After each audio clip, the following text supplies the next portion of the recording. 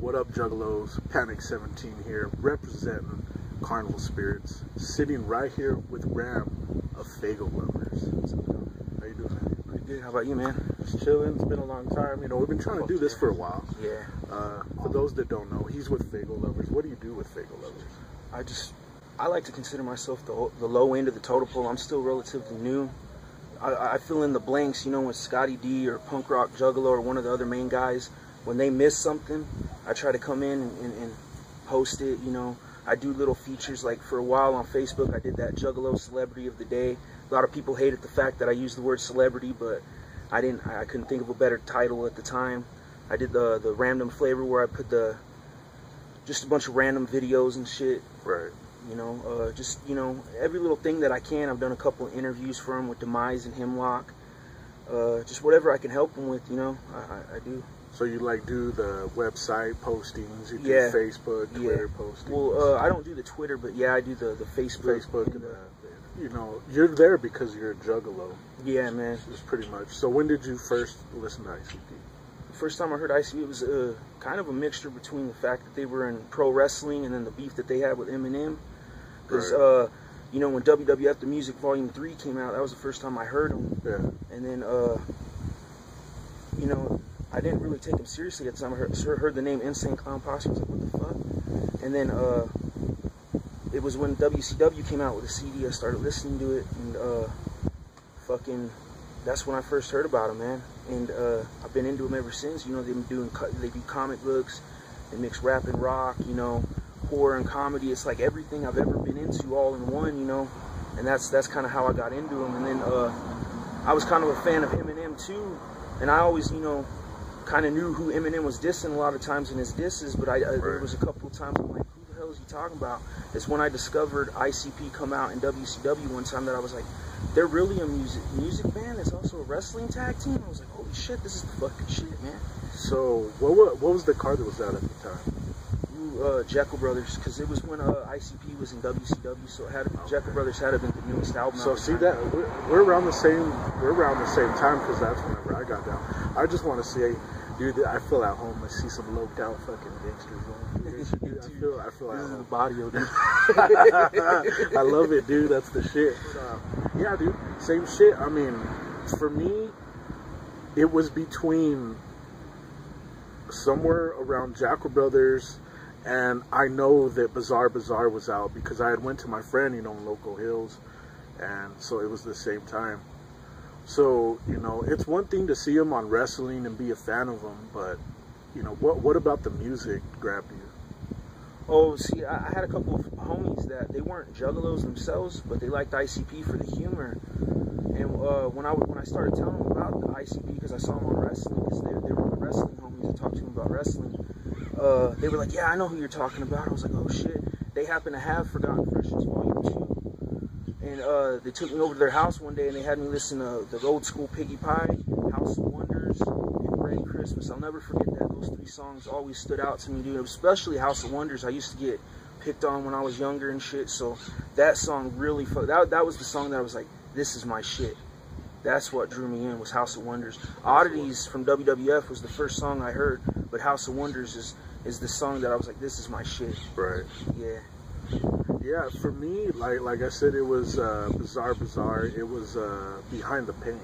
You know what I mean? That one was, I was like, holy shit. And then I heard, you know, Jekyll Brothers and the story, and you're just like, holy shit. Like, this is not about being cool and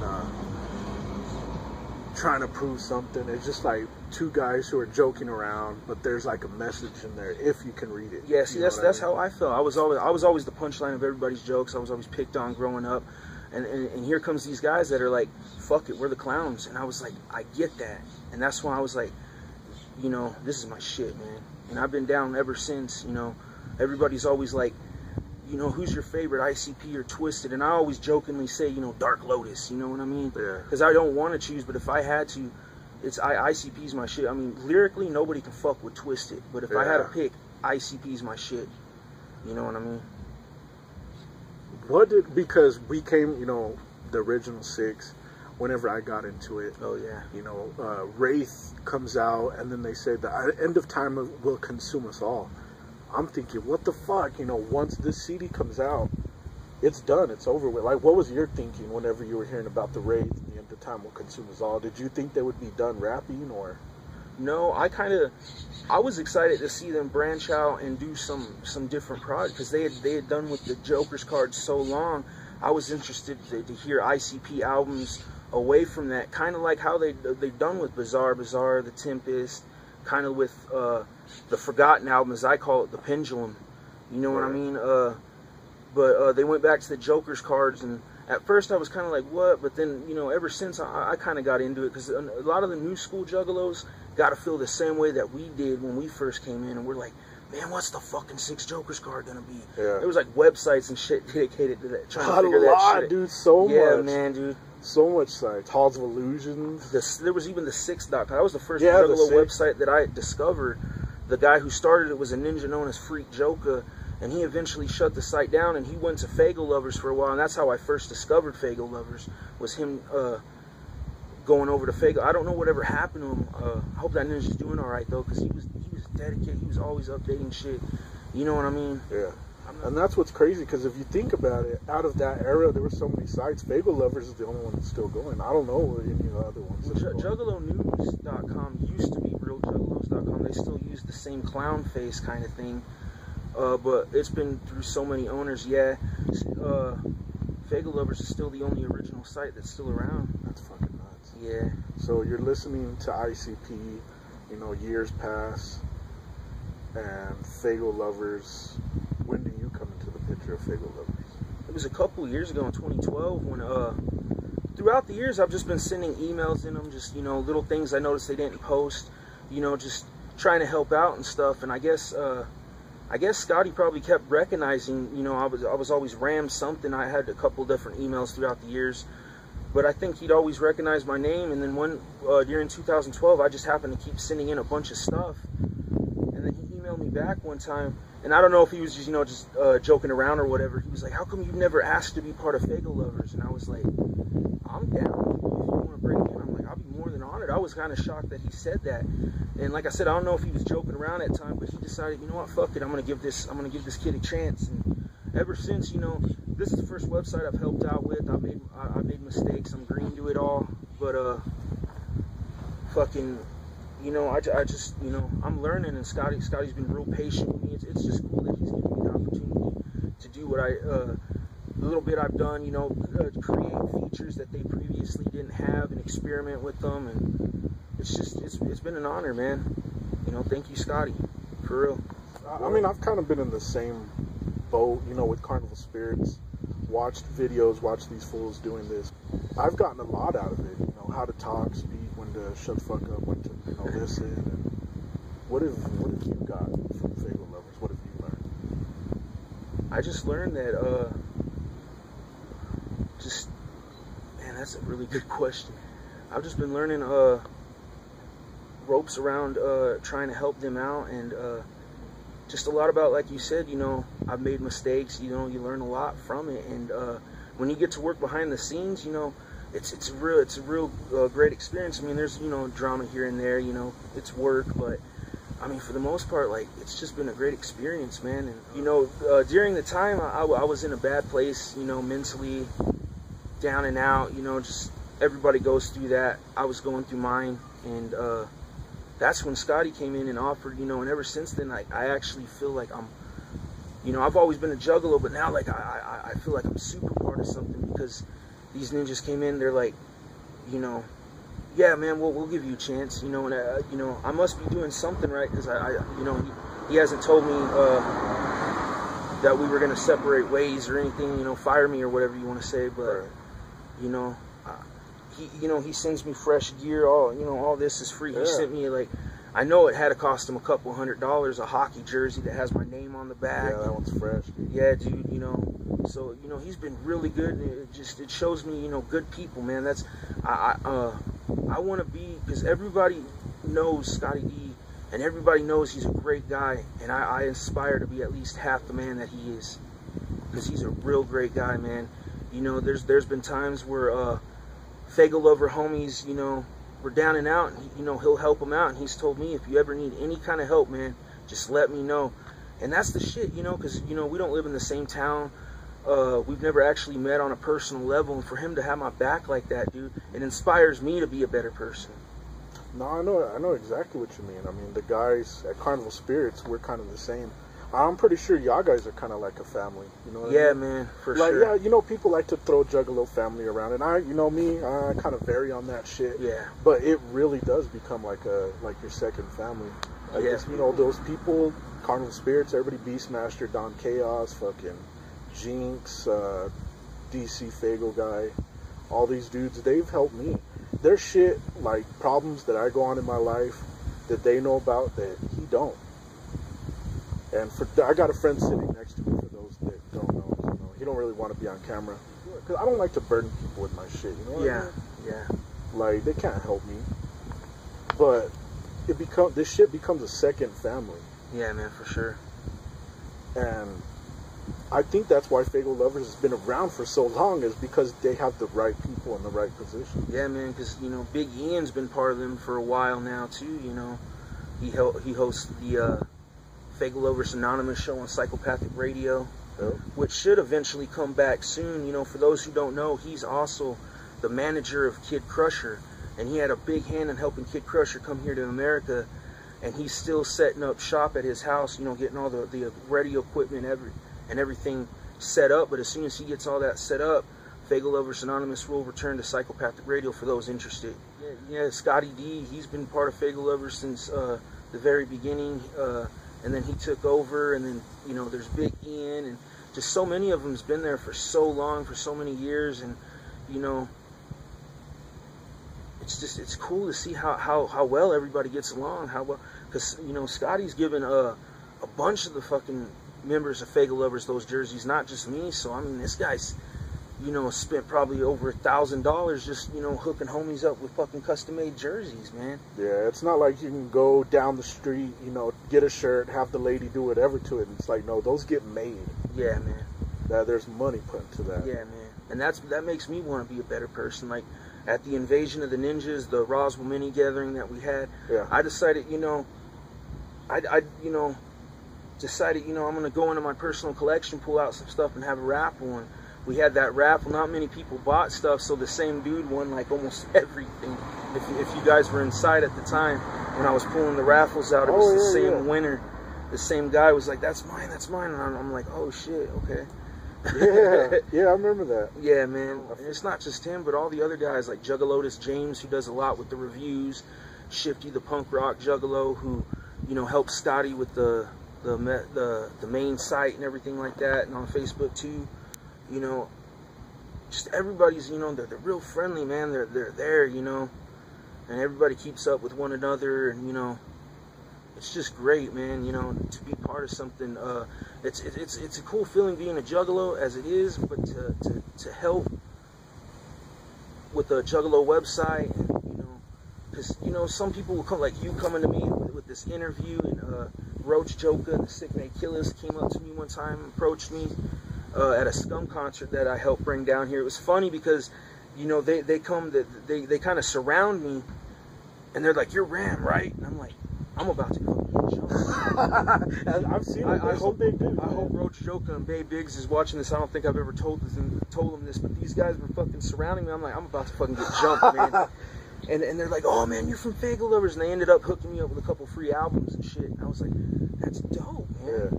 You know what I mean? Yeah, like, I seen them at the last year. I did want to approach them, but they seem like chill dudes. Yeah, man. I just want to give a, you know, shout out to CarnivalSpirits for wanting to interview me, you know, because I'm the nook and cranny guy, like I said. And, you know, shout out to Scotty D for giving me a chance. Shout out to everybody else at Faygoluvers. Anybody that happened to be watching this, you know, hell yeah, man.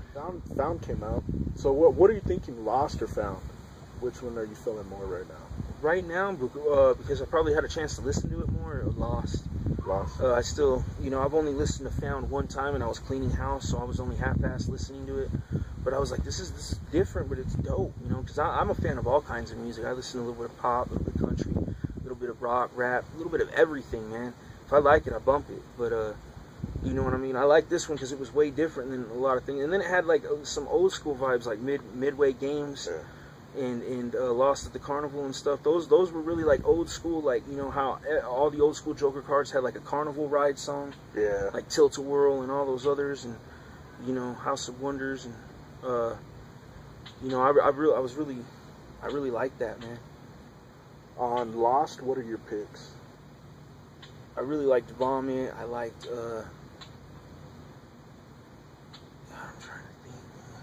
It's been a minute since I listened to that one. I don't get a chance to listen to music as much as I used to, because I'm usually watching kid shows with my son now. Yeah. Oh yeah. I didn't know if you wanted to bring that up. That's why I didn't. Oh yeah, man. I had a baby, you know. How has that changed you? Oh, a lot. Just because I know, you know, we're kind of the same, where we kind of got outcasted when we were younger. How does that change your thoughts? I hope he doesn't go through a lot of the same struggles that I went through. I want him to have a better life, you know. If he grows up, you know, whatever he becomes, you know, if he's gay, if he's a juggler, whatever, you know. I just love that little boy, man. It's the best thing that ever happened to me, you know. I quit drinking. I had a problem with taking Tylenol PMs, way too many a night. It helped get me right, man. You know, meeting Tanya, my wife, and all that, man. It really helped, man. So I guess you could say your link is found. Yes, you know sir, what I mean? man. It has been. It really has, you know. I don't mean for that to sound corny, but really my link has been found. It really has. I mean, that's why that album's so fucking good, because it's something dumb, yeah. But then, I mean, if you really go down to the fucking depths of it, it's fucking true. Yeah.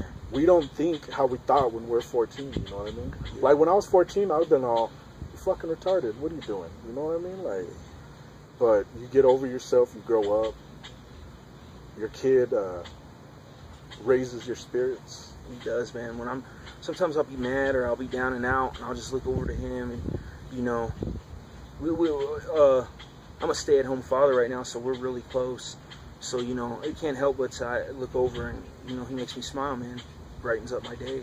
It's just, yeah, man, it's a great feeling, man. You know, when you're ready, you know what I mean? If you're not ready to have a kid, I mean, we were shocked at first too, but we were, you know, we're old enough in life. I'm almost 30 now. You know, we were ready, you know. I mean, some people, they end up, you know, making a mistake, getting drunk at a party, getting somebody knocked up. I was lucky enough to meet a woman I love, and then we had a baby together, man. We have a family together. It's just wonderful, dude. It kind of seems like everything's legit between Faygoluvers, your wife, and your son. It's like everything right now is like great, man. You know, sometimes, you know, I can't help but to look over my shoulder, like, man, something's bound to fuck up somewhere, man. Because that's what we're used to. You know what I mean? Just, you know, your whole life, your whole life getting shit on, and then fucking everything starts going your way. You're like, man, this isn't supposed to happen. Where's all the fucked up shit? Yeah. But I'm happy right now, man. But I'm not taking it for granted, man. You know what I mean? You know, one day something bad may happen, you know, and I keep that in mind, you know, God forbid it, but, you know, you can't help but to think, you know, one day, you know, always keep an eye over your shoulder, because you never know what might happen, man. Well, anything can happen. Do you have any last words? You know, I thought I'd throw this out there because I was thinking of it.